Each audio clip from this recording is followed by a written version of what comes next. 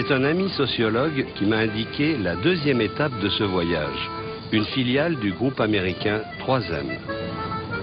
Le directeur lui avait demandé de participer à la mise au point d'une nouvelle organisation du travail.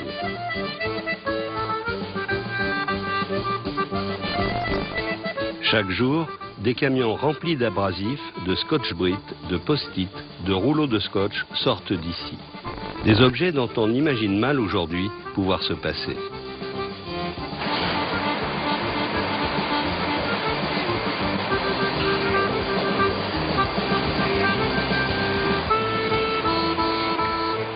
Une entreprise qui a expérimenté toutes les méthodes de management à la mode. Poussé à réduire encore les coûts de production par un actionnaire qui affiche déjà près de 2 milliards de dollars de bénéfices nets, Alain Vigneault, responsable des usines françaises du groupe, décide il y a 10 ans d'inventer sa propre méthode et de cesser d'augmenter les cadences. Nos fournisseurs d'équipements n'arrêtaient pas à l'époque de nous dire que on était des gens qui poussions les machines au maximum de leur vitesse. Donc ça m'était difficile peut-être d'aller encore plus loin, ne serait-ce que parce que j'aurais eu ce blocage. Bon, sans parler du fait que si je remonte à une quinzaine d'années, on avait eu des primes de rendement dans les usines, que ces primes de rendement avaient établi des niveaux de performance humaine relativement élevés et que on est arrivé à la conclusion que ce n'est pas en demandant aux gens de travailler encore plus vite sur les machines qu'on y arriverait à avoir une réelle amélioration de productivité. Il choisit donc de supprimer la plupart des postes d'employés, de techniciens, d'agents de maîtrise. Ce sont aujourd'hui les ouvriers qui assument à leur place leurs responsabilités. La sécurité, par exemple, ou le contrôle qualité. En échange, ils gagnent 7% de plus, ils bénéficient de formation et ils passent moins de temps rivés à leur machine. Là où on a mis la nouvelle organisation en place, on a fait des bons de production, dans certains cas de 20 et 30%. Et vos actionnaires vous réclament combien d'améliorations par an? Nos actionnaires, d'une façon générale, nous réclament entre minimum 5 et plutôt 8% d'amélioration de la productivité. Donc il faut transpirer. Disons que la routine ne suffit pas.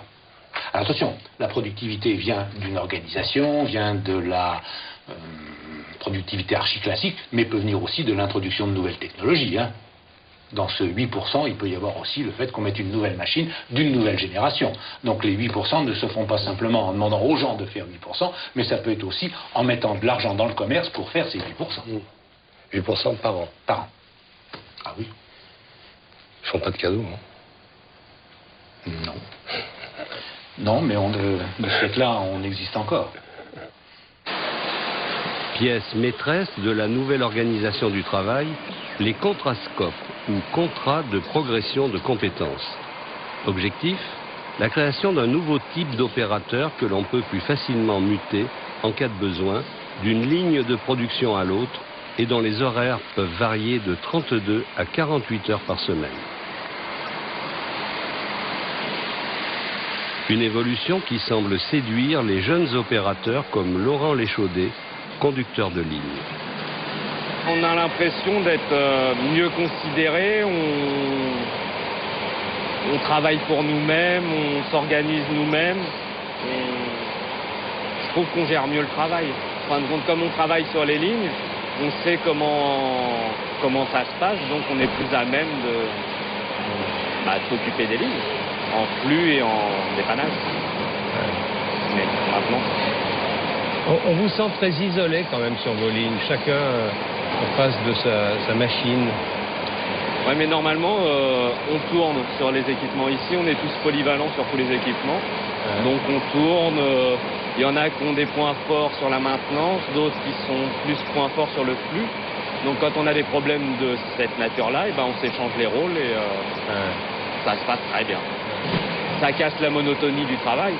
Et je sais que moi, par exemple, à l'heure actuelle, on a reçu une nouvelle ligne de conditionnement et je la mets au point. Donc c'est encore une autre casquette, mais qui va avec les deux, en tant que conducteur de ligne ou en tant que maintenance.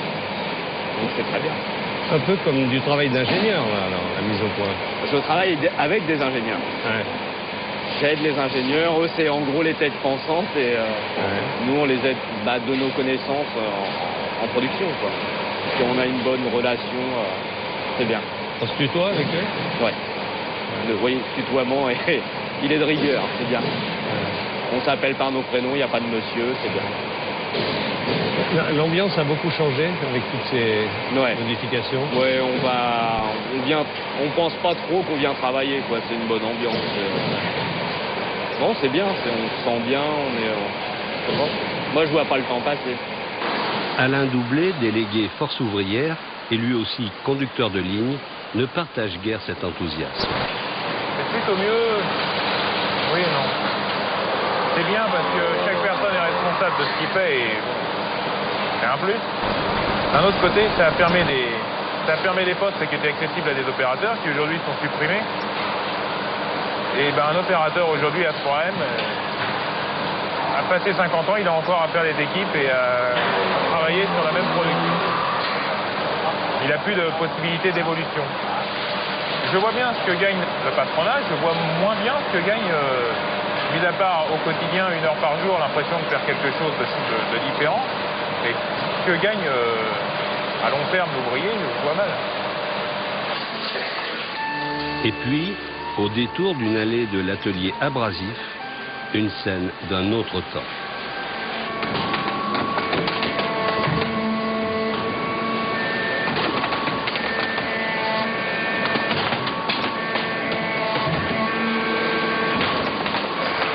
On n'est plus tout à fait dans le modernisme là. Non, on n'a jamais prétendu que toutes nos machines étaient modernes. À chaque fois, on essaye de regarder quel est l'équipement et l'organisation qui nous permet d'avoir le plus de revient et le plus bas et la meilleure qualité. Et là, on est typiquement dans quelque chose où l'automatisation ne ferait pas baisser les prix de revient, donc on garde une machine qui n'est pas neuve, tout à fait. Ça ne veut pas dire pour autant qu'on travaille de la même façon maintenant qu'il y a 5 ou 10 ans. Quelle est la différence? Pour eux, par exemple. La différence pour eux et pour d'autres, dans une organisation classique, disons, pour la qualifier de taylorienne, il y a des gens qui s'occuperaient de sortir les disques avec le processus qu'on a là, d'autres derrière qui les contrôleraient, des troisièmes qui leur approvisionneraient les matières et qui évacueraient, quatrième qui interviendrait au niveau de la machine pour la régler, pour faire de l'entretien préventif. Là, nous faisons en sorte que les opérateurs qui sont sur la machine, certes, continuent à produire, mais aussi fassent toutes ces opérations que je viens de décrire, soit des approvisionnements, que ce soit des évacuations, de la qualité, ou de la sécurité, ou de la maintenance. Donc on change aussi le contenu de leur travail.